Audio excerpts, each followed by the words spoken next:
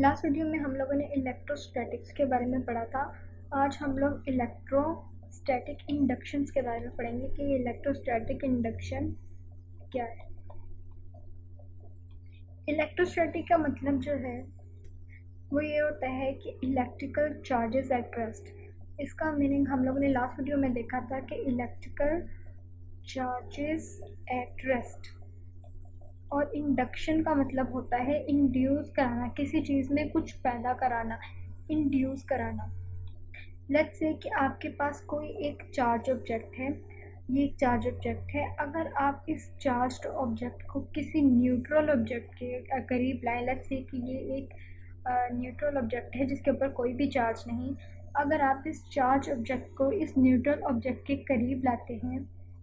तो जैसे ही आप इस चार्ज्ड ऑब्जेक्ट को इस न्यूट्रल ऑब्जेक्ट के करीब लाते हैं, इस न्यूट्रल ऑब्जेक्ट के अंदर जो है वो रीडिस्ट्रीब्यूशन ऑफ चार्जेस होना शुरू हो जाता है। मीन्स ये कि लेट्स सपोज कि इस चार्ज ऑब्जेक्ट के ऊपर पॉजिटिव चार्ज है। अगर इस पॉजिटिव चार्ज को आप इस न्यूट्रल ऑब्जेक्ट के करीब लाएंगे, तो इस न्यूट्रल ऑब्जेक्ट के अंदर इस तरह से होगा कि यहाँ पर नेगेटिव आ जाएंगे और यहाँ पर पॉजिटिव चार्जेस आना शुरू हो जाएंगे, और इस न्यूट्रल ऑब्जेक्ट के ऊपर चार्जेस आना शुरू हो जाएंगे इस चार्ज ऑब्जेक्ट की वजह से। जब भी आप किसी चार्ज ऑब्जेक्ट को किसी न्यूट्रल ऑब्जेक्ट के पास लेकर जाएं, तो चार्ज ऑब्जेक्ट की वजह से उस न्यूट्रल ऑब्जेक्ट के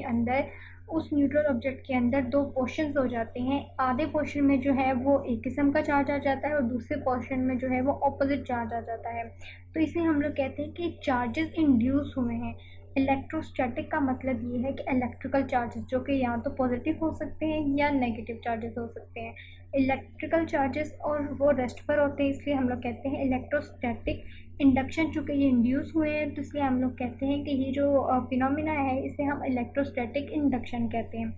अब ये होता किस तरह से है। लेट्स से कि ये मेरे पास यहाँ पर एक कंडक्टिंग बॉडी है, इसे मैं कह देती हूँ कि ये जो है कंडक्टिव एक बॉडी है जो कि न्यूट्रल कंडीशन में है। ये न्यूट्रल कंडीशन में है। इसे मैं एक इंसुलेटेड स्टैंड के ऊपर इस तरह से फिक्स कर देती हूँ। ये हमारा इंसुलेटेड स्टैंड है। इसके ऊपर मैंने ये कंडक्टेड बॉडी जो कि न्यूट्रल कंडीशन में है उसे रख दिया। अब अगर मैं ये करूँ कि कोई चार्ज ऑब्जेक्ट, लेट्स सपोज कि मैं एक एबोनाइट की रॉड, जिसे कि हम लोग इस तरह से, ये एक एबोनाइट की रॉड है जिसके ऊपर नेगेटिव चार्ज आ जाता है जब हम इसे जो है फन के क्लॉथ के ऊपर रब करते हैं। आपको याद होगा कि लास्ट वीडियो में हम लोगों ने देखा था कि हम लोगों ने एक एबोनाइट की रॉड ली थी और उसे हम लोगों ने जो है वो फन के क्लॉथ के ऊपर रब किया था। तो जब भी एबोनाइट की रॉड को फन के क्लॉथ के ऊपर रब करते हैं, तो एबोनाइट की रॉड के ऊपर नेगेटिव चार्जेस आ जाते हैं। ये नेगेटिव चार्जेस इस वजह से आते हैं क्योंकि जैसे ही इसे रब किया जाता है फन के क्लॉथ के ऊपर, ये फन के क्लॉथ से इलेक्ट्रॉन जो है वो लेना शुरू कर देते हैं। तो जब भी कोई बॉडी जो है वो इलेक्ट्रॉन गेन करती है, तो उसमें जो नेगेटिव चार्जेस हैं उसकी एक्सेस हो जाती है, जिसकी वजह से उस बॉडी के ऊपर जो है नेगेटिव चार्ज आ जाता है। अगर आप इस नेगेटिवली चार्ज ऑब्जेक्ट जो कि एबोनाइट की रॉड है, उसे एक ऐसे कंडक्टिंग बॉडी के करीब लाएं जो कि न्यूट्रल कंडीशन में पड़ी है, तो क्या होगा कि इस जो कंडक्टिव बॉडी है जो कि कंडक्टर है, तो आपको मालूम है कि कंडक्टर के अंदर जो है वो बहुत ज़्यादा एटम्स होते हैं, और हर एटम के अंदर आपको मालूम है कि यहाँ पर एटम के स्ट्रक्चर ये होता है कि यहाँ पर एक न्यूक्लियस होता है, और न्यूक्लियस के अराउंड जो ऑर्बिट में डिफरेंट इलेक्ट्रॉन रिवॉल्व कर रहे होते हैं। और एटम की ये जो है स्पेशलिटी होती है कि एटम की नहीं बल्कि हमारा जो कंडक्टर है उसकी ये स्पेशलिटी होती है कि उसके अंदर फ्री इलेक्ट्रॉन एक्सेस में होते हैं। आपको मालूम था कि हम लोगों ने लास्ट वीडियो में बात की थी कि फ्री इलेक्ट्रॉन वो इलेक्ट्रॉन होते हैं जिसके ऊपर न्यूक्लियस की जो अट्रैक्शन है वो बहुत ही लेस होती है, जिसकी वजह से हम थोड़ी सी भी एक्सटर्नल फोर्स दें, तो इस थोड़ी सी एक्सटर्नल फोर्स देने से भी हम इस इलेक्ट्रॉन को इजीली यहाँ से रिमूव कर सकते हैं, यानी कि इलेक्ट्रॉन इजीली इस ऑर्बिट से बाहर आ जाता है। तो जो कंडक्टर्स होते हैं उनमें उनके एटम्स में इलेक्ट्रॉन जो लास्ट शेल में मौजूद होता है उसके ऊपर न्यूक्लियस की अट्रैक्शन इतनी कम होती है कि वो बजाय इसके कि वो अपने ऑर्बिट में मूव कर रहे हो, पूरे के पूरे कंडक्टर में मूव कर रहे होता है। तो इस तरह से डिफरेंट एटम की जो इलेक्ट्रॉन है वो पूरे के पूरे कंडक्टर में मूव कर रहे होते हैं, जिन्हें हम लोग फ्री इलेक्ट्रॉन कहते हैं। अब चूंकि ये हमारी कंडक्टिव बॉडी है और न्यूट्रल कंडीशन में पड़ी हुई है, जाहिर सी बात है यहाँ पे भी कोई एटम होगा, यहाँ पर भी और यहाँ पर भी लातादाद इसमें एटम्स होंगे, और एटम्स के लास्ट ऑर्बिट में फ्री इलेक्ट्रॉन होंगे जो कि इस पूरे ऑर्बिट में, इस पूरे कंडक्टर में जो है वो रोटेट कर रहे हैं, घूम रहे हैं, आज़ादाना फिर रहे हैं। जैसे ही आप इस कंडक्टर को इन एटम्स के करीब लाते हैं तो होता ये है कि इसके ऊपर भी नेगेटिव चार्ज है, और यहाँ पर मौजूद एटम्स के लास्ट ऑर्बिट में मौजूद इलेक्ट्रॉन्स पर भी नेगेटिव चार्ज है। आपको मालूम है कि नेगेटिव नेगेटिव मीन्स ये कि सिमिलर चार्जेस जो है वो एक दूसरे को रिपेल करते हैं, जैसे कि मैग्नेट के जो सिमिलर पोल्स हैं एक दूसरे को रिपेल करते हैं, सिमिलरली सिमिलर चार्जेस भी एक दूसरे को रिपेल करते हैं। जैसे ही आप एबोनाइट की रॉड को इस न्यूट्रल ऑब्जेक्ट के करीब लाते हैं तो ये इलेक्ट्रॉन इस नेगेटिव चार्ज की वजह से रिपेल होता है, जिसकी वजह से हमारा इलेक्ट्रॉन जो है वो दूसरी साइड पे शिफ्ट होना शुरू हो जाता है। आपको मालूम है कि अगर इलेक्ट्रॉन किसी बॉडी के अंदर जाता है तो उस पूरे के पूरे एटम के ऊपर नेगेटिव चार्ज आ जाता है, और अगर उस एटम से इलेक्ट्रॉन निकले तो उस पर पॉजिटिव चार्ज आता है। सिमिलरली ये बात यहाँ पर भी एप्लीकेबल है। लेट्स से कि ये हमारा वो न्यूट्रल ऑब्जेक्ट है, इस न्यूट्रल ऑब्जेक्ट में यहाँ पर इलेक्ट्रॉन थे, इलेक्ट्रॉन ने यहाँ से यहाँ पर शिफ्ट होना शुरू कर दिया जैसे ही हम लोगों ने नेगेटिव चार्ज एबोनाइट की रोड जो है इसके नज़दीक लाया। तो इस पोर्शन से चूँकि इलेक्ट्रॉन निकल रहे हैं तो यहाँ पर जो है पॉजिटिव चार्जेस बनना शुरू हो जाते हैं, और इस हिस्से पर इलेक्ट्रॉन जाना शुरू हो जाते हैं तो यहाँ पर जो है वो नेगेटिव चार्जेस बनना शुरू हो जाते हैं। आप इस पॉइंट को P कह लें और इस पॉइंट को Q कह लें। जैसे ही आप पॉइंट P के करीब अपनी एबोनाइट की रॉड लाते हैं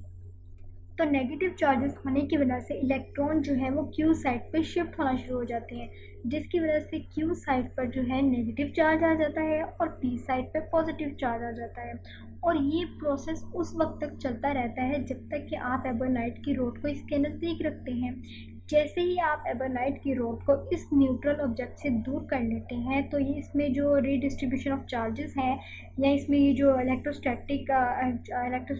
इंड्यूस हुई है, जो इलेक्ट्रिकल चार्जेस प्रोड्यूस हुए हैं पॉजिटिव और नेगेटिव, ये आपस में फिर से न्यूट्रल हो जाते हैं और इस पूरे कंडक्टिव बॉडी पर जो कंडक्टिव बॉडी है ये फिर से न्यूट्रल कंडीशन में आ जाती है। तो इस चीज़ को हम लोग कहते हैं कि किसी भी चार्ज्ड ऑब्जेक्ट की प्रेजेंस में किसी भी न्यूट्रल ऑब्जेक्ट के अंदर इलेक्ट्रोस्टैटिक इंडक्शन का जो है इलेक्ट्रोस्टैटिक का प्रोड्यूस होना मीन्स ये कि पॉजिटिव और नेगेटिव चार्जेस का प्रोड्यूस हो जाना जो कि स्टैटिक कंडीशन में होते हैं। इस पूरे के पूरे फिनोमेना को हम कहते हैं कि ये इंडक्शन हुई है, और इंडक्शन किस तरीके की हुई है, ये इलेक्ट्रोस्टैटिक इंडक्शन हुई है। तो इसे हम लोग ओवरऑल जो है इलेक्ट्रोस्टैटिक इंडक्शन कहते हैं कि ये इलेक्ट्रोस्टैटिक इंडक्शन है। इस इलेक्ट्रोस्टैटिक इंडक्शन के अंदर जितने पॉजिटिव चार्जेस पॉइंट Q पर बनते हैं उतने ही नेगेटिव चार्जेस जो हमारे पॉजिटिव चार्जेस हैं वो पॉइंट P पर हमारे पास बनते हैं, उतने ही नेगेटिव चार्जेस जो हैं हमारे पास पॉइंट Q पर बनते हैं जब हम चार्ज ऑब्जेक्ट को इस न्यूट्रल ऑब्जेक्ट के करीब लाते हैं। मीन्स ये कि इनमें जो रीडिस्ट्रीब्यूशन ऑफ चार्जेस है वो इक्वली होती है, जितने पॉजिटिव बनेंगे एक साइड पे उतने ही नेगेटिव बनेंगे ऑपोजिट साइड पे। अब अगर आप इस तरीके से करें कि अगर आप एक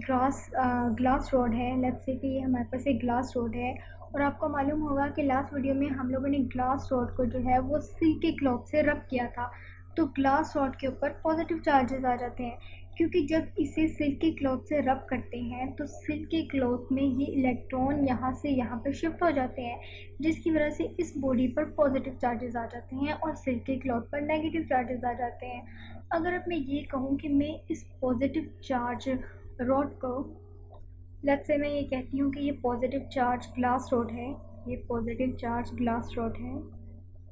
इसे मैं इस न्यूट्रल कंडक्टर जो है कंडक्टिव बॉडी है जो कि न्यूट्रल कंडीशन में है और ये एक इंसुलेटेड स्टैंड के ऊपर पड़ी हुई है, अगर मैं इसे इसके नज़दीक लाऊं, इसे थोड़ा सा इसके नज़दीक बना लेना चाहिए, थोड़ा सा इस तरह से। ये हमारी रॉड है जो पॉजिटिवली चार्ज है तो अब जब आप इसे इसके नज़दीक लाएंगे तो जाहिर सी बात है ये पॉजिटिवली चार्ज है, और इस पूरे के पूरे कंडक्टर के अंदर जो है वो फ्री इलेक्ट्रॉन मूव कर रहे हैं। इस पॉइंट पर भी फ्री इलेक्ट्रॉन है, इस पॉइंट पर भी फ्री इलेक्ट्रॉन है, चूँकि एटम के अंदर भी फ्री इलेक्ट्रॉन है, और वो फ्री इलेक्ट्रॉन ना सिर्फ एटम के ऑर्बिट में बल्कि ओवरऑल इस पूरे कंडक्टर में मूव कर रहे हैं इजीली। तो यहाँ पर मौजूद जो इलेक्ट्रॉन है वो इसकी अट्रैक्शन में आ जाते हैं, चूँकि ये दोनों ऑपोजिटली चार्ज है। तो इस पोर्शन से जो इलेक्ट्रॉन है वो भी इस पोर्शन की तरफ शिफ्ट होना शुरू हो जाते हैं, यानी कि पॉइंट क्यू से इलेक्ट्रॉन जो है वो पॉइंट पी की तरफ जाना शुरू हो जाते हैं। तो जब इलेक्ट्रॉन जो है वो पॉइंट पी की तरफ आना शुरू हो जाते हैं तो पॉइंट क्यू की तरफ इलेक्ट्रॉन के निकलने की वजह से पॉजिटिव चार्ज आ जाते हैं, और पॉइंट पी पर इलेक्ट्रॉन के इन होने की वजह से यहाँ पर हमारे पास नेगेटिव चार्ज आ जाते हैं। इस तरीके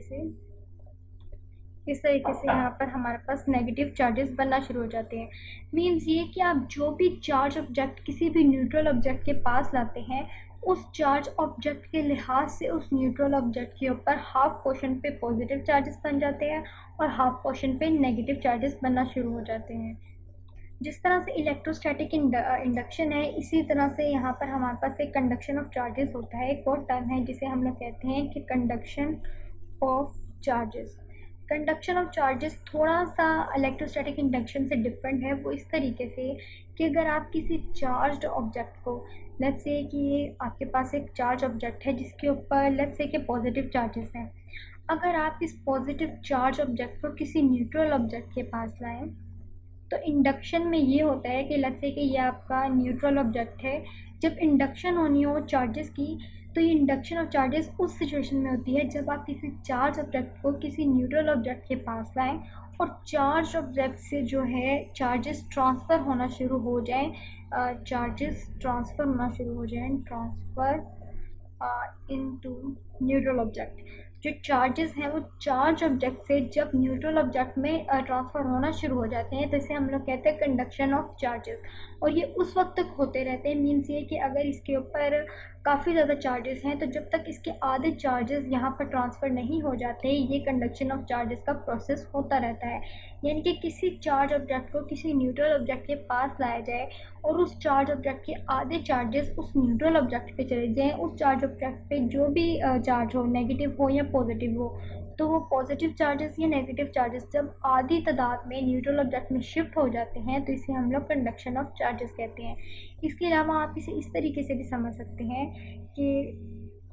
लेट्स से कि आपके पास ये दो चार्ज बॉडी हैं, ये भी एक चार्ज बॉडी है और ये भी एक चार्ज बॉडी है। अब जब आप इन दोनों, और इसके ऊपर लेट्स से कि ये इसके ऊपर मैक्सिमम चार्जेस हैं, चार्ज जो बॉडी ए है मैक्सिमम चार्ज है और ये जो बॉडी बी है ये मिनिमम चार्ज है,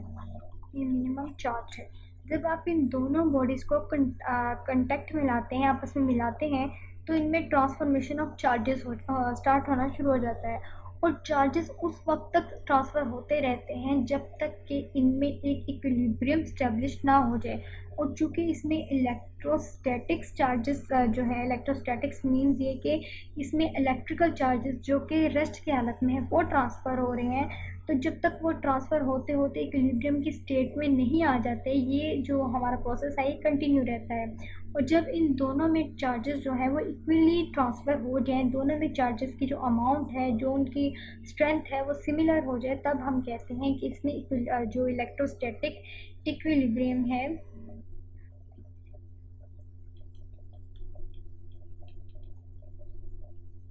तो इसमें इलेक्ट्रोस्टैटिक इक्विलिब्रियम इस्टेब्लिश हो जाता है। इसका मतलब ये हुआ कि अगर किसी बॉडी में चार्जेस ज़्यादा हैं, मतलब कि वो ज़्यादा चार्ज है, इसका मतलब ये होता है कि इसमें मैक्सिमम क्वांटिटीज़ में इलेक्ट्रॉन है, यानी कि इसमें एफिशिएंसी ऑफ इलेक्ट्रॉन है, और इसमें जो है डेफिशिएंसी ऑफ इलेक्ट्रॉन है, या इसमें मिनिमम इलेक्ट्रॉन है। तो जब हम इन दोनों बॉडीज़ को आपस में कंटेक्ट करते हैं, मिलाते हैं, तो हमारे जो इलेक्ट्रॉन हैं वो उस बॉडी से जिसमें मैक्सिमम तादाद में है से वहाँ पर ट्रांसफ़र होना शुरू हो जाते हैं जहाँ पर इनकी डेफिशिएंसी है, जहाँ पर ये लेस क्वांटिटीज़ में है। तो ये उस वक्त तक ट्रांसफ़र होते रहते हैं जब तक कि दोनों में सिमिलर अमाउंट ना हो जाए, इनकी स्ट्रेंथ इक्वल ना हो जाए, तब तक ये ट्रांसफ़र होते रहते हैं। और जब ये प्रोसेस कंप्लीट हो जाता है, दोनों में इक्वल चार्जेस आ जाते हैं, तब हम कहते हैं कि अब इसमें इलेक्ट्रोस्टैटिक इक्विलिब्रियम इस्टेब्लिश हो गया है। ये कंडक्शन ऑफ चार्जेस था। जबकि इंडक्शन ऑफ चार्जेस ये है कि अगर आप किसी चार्ज ऑब्जेक्ट को किसी न्यूट्रल ऑब्जेक्ट के पास लाएं, तो उस चार्ज ऑब्जेक्ट की वजह से उसमें अगर रीडिस्ट्रीब्यूशन ऑफ चार्जेस हो रहे हैं, मीन्स ये कि उसमें चार्जेस इस तरीके से ट्रांसफ़र हो रहे हैं कि आधे हिस्से पे पॉजिटिव चार्जेस आ जाएं और आधे हिस्से पे नेगेटिव चार्जेस आ जाएं, तो हमारे पास इस तरह से जो सिचुएशन होती है, इसे हम लोग कहते हैं कि ये जो है इलेक्ट्रोस्टैटिक इंडक्शन है। इलेक्ट्रोस्टैटिक इंडक्शन है, कंडक्शन ऑफ चार्जेस हैं, और इलेक्ट्रोस्टैटिक इक्विलिब्रियम के बारे में आज हम लोगों ने पढ़ा है। इलेक्ट्रोस्टैटिक्स के बारे में आहिस्ता आहिस्ता से आप लोगों को काफ़ी टर्मिनोलॉजीज समझ आती चली जाएंगी। आज हम लोगों ने इलेक्ट्रोस्टैटिक इंडक्शन और कंडक्शन ऑफ चार्जेस के बारे में पढ़ा है, और इलेक्ट्रोस्टैटिक इक्विलिब्रियम के बारे में पढ़ा है कि वो किस वक्त इस्टेब्लिश हो जाती है।